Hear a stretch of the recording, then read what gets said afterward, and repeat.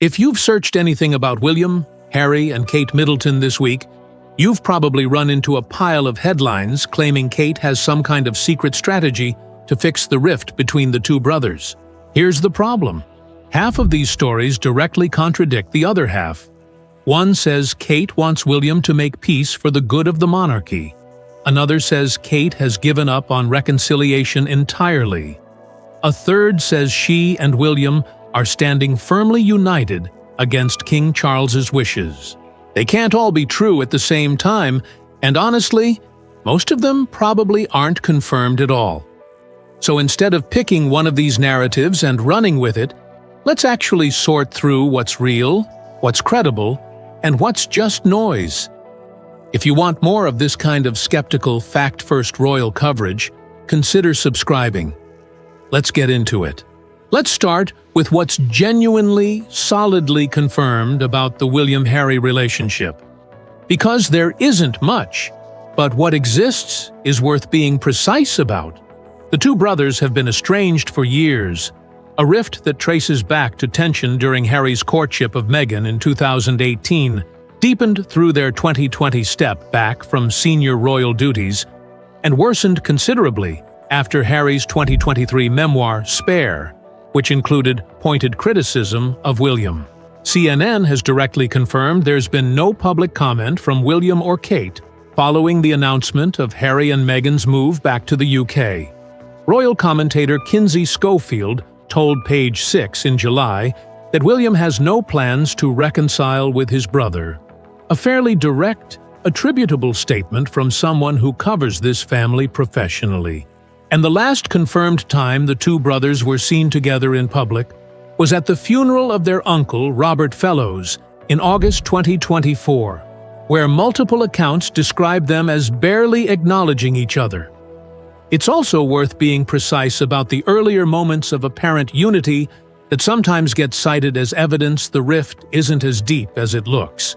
The brothers did appear together for a joint walkabout in Windsor following Queen Elizabeth's death in 2022, and they jointly unveiled a statue of their mother, Diana, on what would have been her 60th birthday in 2021. Both of those moments were genuinely real, confirmed and photographed. But it's worth noting they both predate the most damaging chapter of the rift, Harry's 2023 memoir and the subsequent wave of television interviews, meaning they can't really be used as evidence of the current state of the relationship, only as historical proof that cooperation has been possible under the right circumstances in the past. That's genuinely it for the confirmed, well-sourced version of this story. Everything else, the elaborate strategy narratives, the specific quotes attributed to unnamed insiders, the competing accounts of exactly what Kate is doing behind the scenes, falls into a much murkier category that deserves real scrutiny before you take any of it at face value. It's worth being clear about why this particular gap between the thin confirmed record and the enormous volume of speculative content exists in the first place. William, Kate, and Harry all have strong, well-established reasons to stay quiet about the specifics of their relationship. Public statements about a family rift tend to generate exactly the kind of coverage none of them want. More scrutiny, more comparisons, more pressure to define a relationship that's genuinely complicated and doesn't necessarily benefit from being reduced to a soundbite. That silence is completely understandable from their side, but it also creates a vacuum. And gossip media, unlike the royals themselves, has every incentive to fill that vacuum. Because uncertainty about a story this popular doesn't stop people from wanting content about it. It just means outlets have to manufacture something to publish instead of reporting something they've actually confirmed. Now let's look at the actual secret strategy stories, because there are several, and they don't agree with each other. One version, which ran across multiple outlets including Yahoo and Reality Tea, describes Kate's strategy as fundamentally cold and calculated. An unnamed source claims she wants William to make peace with Harry for nothing other than protecting the monarchy, framed explicitly as not about forgiveness, but about strategy. with Kate reportedly thinking ahead to when William is king and she is queen. A second version, from Radar Online, describes something closer to the opposite emphasis. Kate urging William toward civility, specifically to stop the story of a permanently divided royal family from continuing to spread. A third version, published just this week by a Pakistani outlet citing the same gossip columnist, describes William and Kate's actual approach as the complete opposite of any active strategy at all. A wait-and-see posture where they're specifically choosing not to engage, not to brief against Harry and Meghan, and not to get, in the source's words, dragged into another Sussex circus because they reportedly believe the move isn't even going to be permanent. And then there's a fourth thread entirely. Older reporting from July describing Kate and William as standing firmly united against Charles's wishes for reconciliation, insisting that trust has to be rebuilt before any relationship can be repaired. A version that's considerably more adversarial toward Charles's own approach than any of the other narratives suggest. Layer on top of that, a fifth story claiming William has privately vowed to give Harry and Meghan the so-called silent treatment indefinitely, and a sixth claiming Kate is gutted the brothers haven't reconciled and is doing everything she can to soften William's stance. These stories aren't just different in emphasis. Several of them are flatly incompatible with each other. Kate can't simultaneously be coldly strategic about protecting the institution, actively begging William to reconcile out of genuine sisterly affection for Harry, standing united with William against any reconciliation at all, and adopting a detached wait-and-see posture all at the same time. Quick break. If you're finding this kind of skeptical, source-checking royal coverage useful, drop a comment letting me know which other insider royal story you'd like fact-checked next. There's no shortage of material. So where do all of these competing versions actually come from? This is the part that matters most. A significant number of them trace back to a single source, a gossip columnist named Rob Shooter, who runs a Substack called Naughty But Nice, cited repeatedly across Yahoo, Mandatory, and Reality Tea, often as the sole named source behind claims attributed more vaguely to insiders or palace sources once the story gets picked up and reworded by secondary outlets. Others trace back to Radar Online, an outlet with a long, well-documented history of publishing speculative, frequently contradicted celebrity and royal claims sourced to anonymous insiders who are never independently verifiable.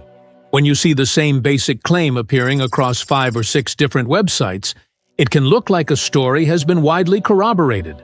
But if you trace the citations back far enough, it's often the same single unnamed source, or the same 1 or 2 gossip outlets, simply getting reposted and lightly reworded by content aggregators looking to cash in on search traffic around a trending topic. That's genuinely the core mechanic behind why you're seeing so many exclusive Kate Middleton strategy stories all at once this week. Harry and Meghan's UK move is a huge, confirmed, high-traffic story. Aggregator sites know that anything with Kate, William, and Harry in the headline right now will get clicks. So a single vague, unverifiable claim from one gossip columnist gets picked up, reworded, and republished across a dozen different outlets within days, each one presented as though it's independent reporting, when really it's the same thread being recycled repeatedly. It's worth understanding how this republishing pattern actually works mechanically, because it's not always simple copy-and-paste plagiarism, which makes it harder to spot. A site like Reality Tea or Mandatory will typically take the original Substack claim, restructure the sentences, add a slightly different headline angle, and sometimes fold in a quote or detail from an entirely separate, unrelated older story to make the piece feel more substantial and less like a rehash.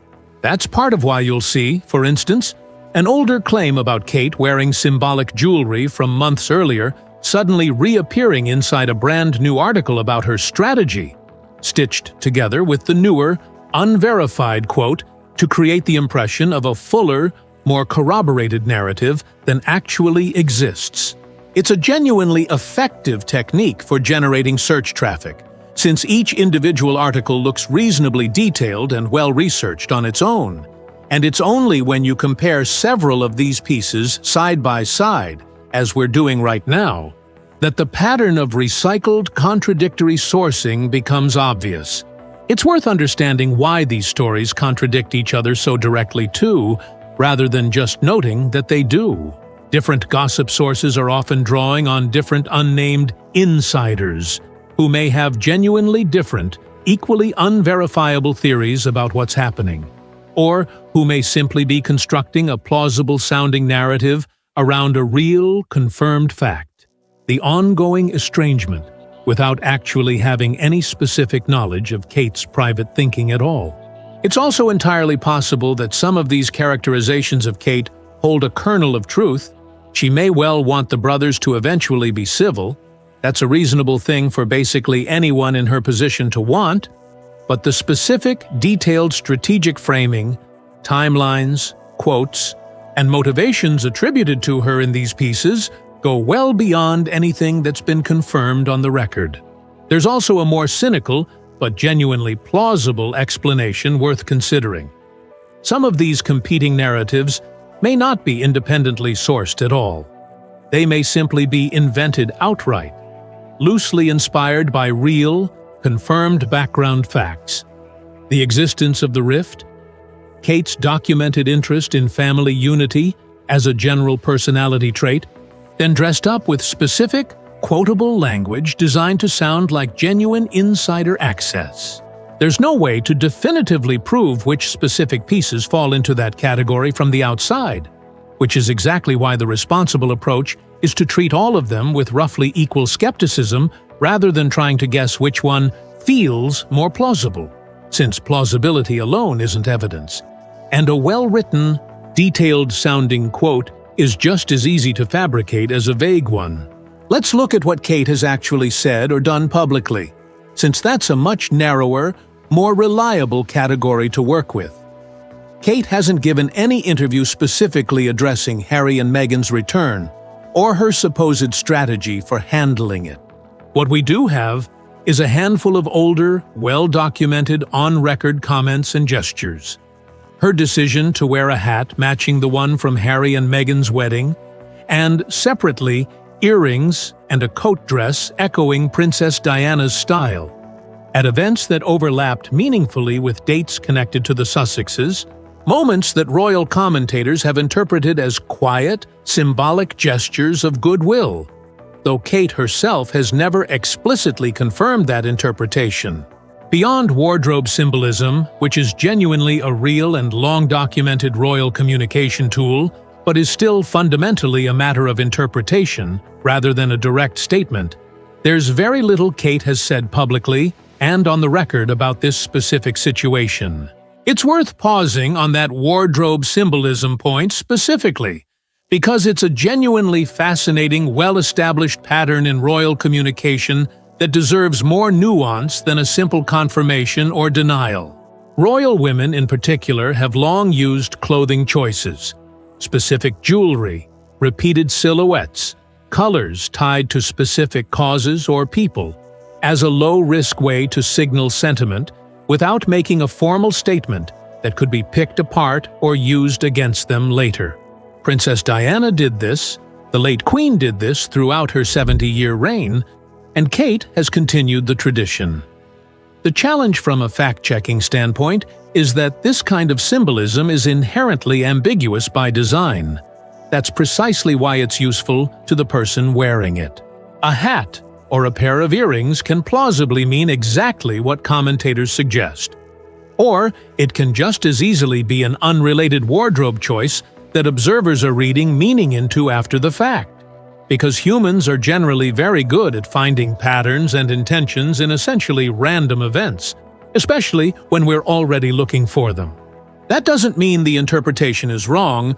Royal fashion choices genuinely have carried deliberate messages before. It just means Treating a repeated hat as confirmed evidence of a specific diplomatic strategy is a bigger leap than the underlying fact can really support on its own. William's position is a little more directly documented, though still mostly through second-hand characterization rather than his own words. Kinsey Schofield's on-record comment that William has no plans to reconcile is about as solid as this gets. Beyond that, most of what circulates about William's private feelings, his anger, his sense of betrayal over Spare, his supposed vow of silence, comes through the same tier of unnamed insider sourcing we just walked through, and deserves the same level of caution.